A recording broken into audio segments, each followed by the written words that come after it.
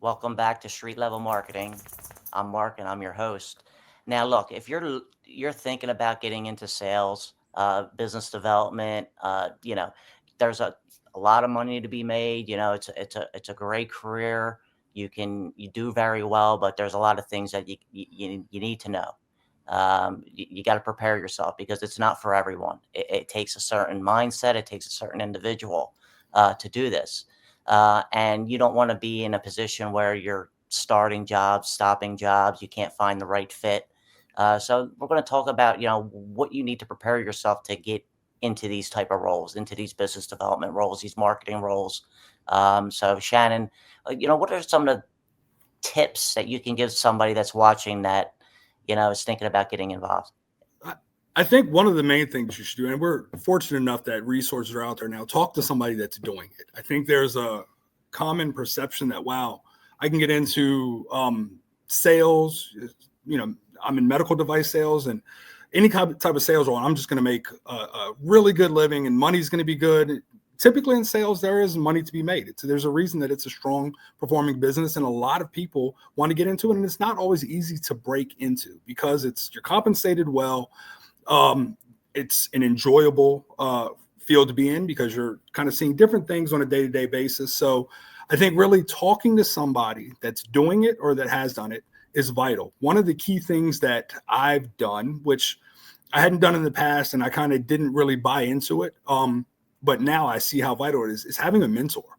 Having a mentor can go so far when it comes to opening doors and helping you to have some predetermined level of comprehension as to what it is that you're walking into and what it's going to be like. So I think that's key, is making sure that you have somebody to talk to and someone that, like we talked about, getting frustrated or sales numbers aren't hitting where they need to hit, things aren't what we want them to be, making sure you have somebody that you can talk to that can kind of work with you to help get you back on track.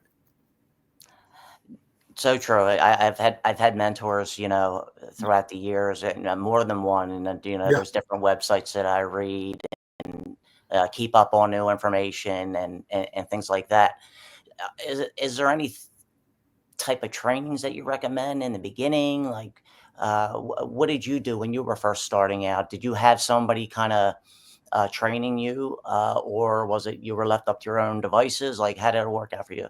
So in my previous roles in business development, I think it was kind of, left up to your own vices, and you kind of went out and just hit the ground running and tried to build your own thing. One of the fortunate things now, I'm with a much larger company, and I think they have that structure in place where they have sales training, they have opportunities for enhanced learning opportunities in place. So you can always, like I can go onto my company's intranet and just look at what different courses are available. You can take courses, education courses at any time, just to get yourself comfortable with different things. It's not just about knowing your product, but you have to be comfortable doing presentations. You have to be comfortable speaking to large groups of people.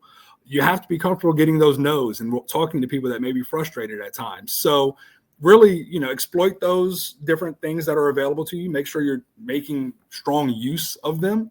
And really just use what's out there for you. I've been on both sides of it. I've had it where it's kind of, here go the keys to the kingdom. Go out the front door and see what happens.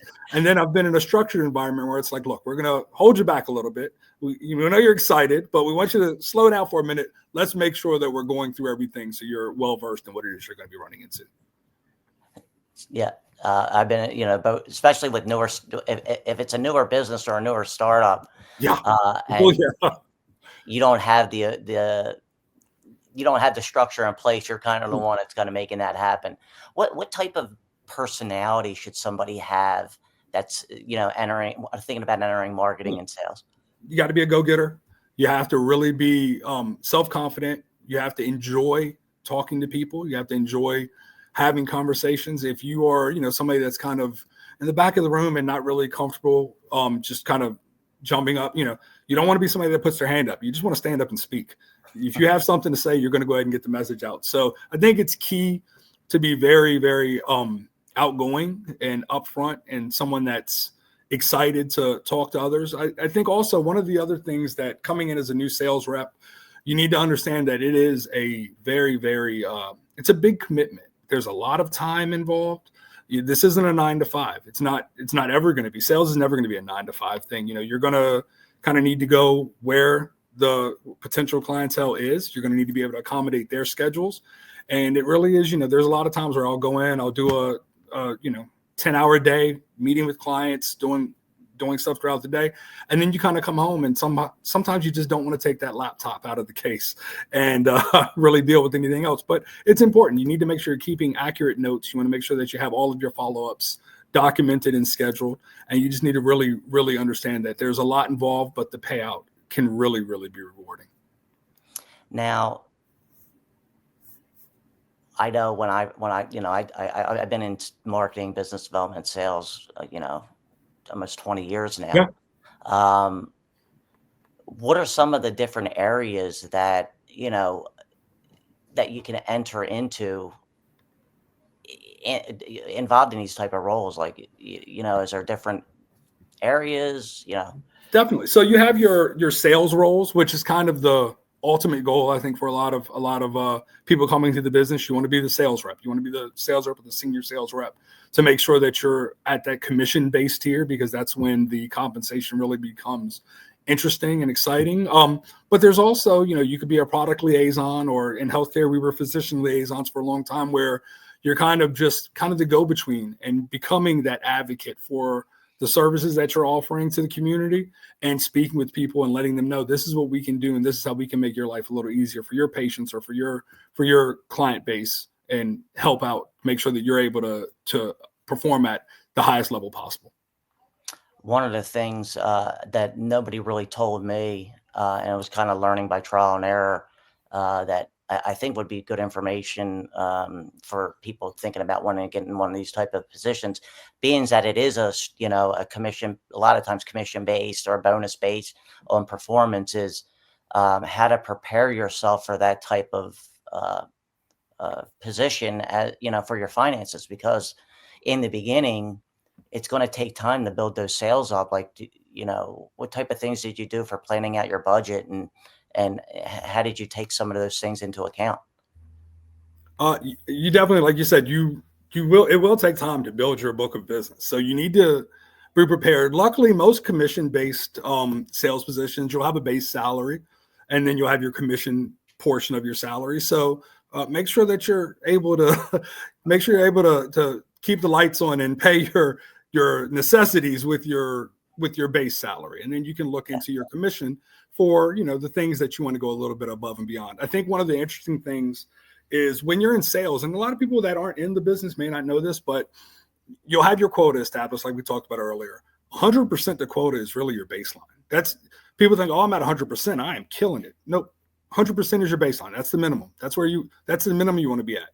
You really want to be at 130, 140, 150, because you're getting comped at 130, 140, or 150% of your compensation structure. So it's key to realize that you need to make sure you're building your book of business, that it's going to be repeat customers. You want to make sure that they value your service and what you're offering, so that they'll continue to come back and utilize you specifically. But really, that 100% to plan is kind of the baseline. That's where you want to start. And most companies now will get you into a spot where you are at least have some built-in client base when you're first coming into a territory, to make sure that you're able to service your existing clients in the area while also building a new client list as well. Yeah, that's so true. And then, for example, a sales job, that a business development job I had years ago, I had a pay every week.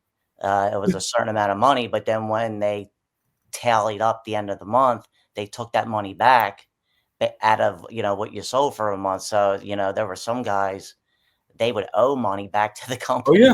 yeah. So you really got to, budget your money correctly, and make sure you're planning for poor months and good months.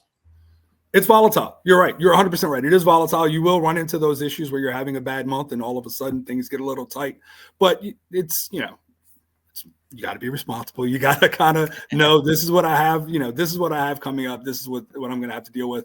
Make sure that, and this is not necessarily just for us here on this conversation today, but general life advice, make sure that you have a cushion. Make sure you put yourself in in a spot where you have at least a little bit socked away to make sure that you can get through some of those down months or some of those rough times. You want to make sure that you're not becoming discouraged, because when the bills are due and things aren't going as fast or as quickly as you want them to, it'll get you discouraged even faster if all of a sudden you're worried about something else. So making sure that you just lay out a structure that keeps you in a good spot is key. Yeah. Now, for the listeners, when we're talking, you hear us a lot saying about, talking about sales, but it really is another term that they use called business development. You're developing Yep. business for your company, and that all falls into marketing and business development. And so I didn't want listeners to think, oh, I thought we were watching a marketing show. Why are they talking about sales so much? But so much of that ties hand in hand. The lines are blurred. You're 100% right. It really does. I mean, and you can't have one without the other. And you need to, as a marketer or a liaison or a sales rep, you need to be able to do all of those things, because there is no clear definitive line between those things. They're all going to come into play, and you need to be well versed in all. Thank you for being on the show and coming in and Cool. sharing your expertise. It was a lot of good insights, and I think the listeners are going to get a lot, from what you shared. And I want to thank you again. And, this wraps up our first episode of Street Level Marketing. So I want to thank everybody for watching, and we'll see you next week.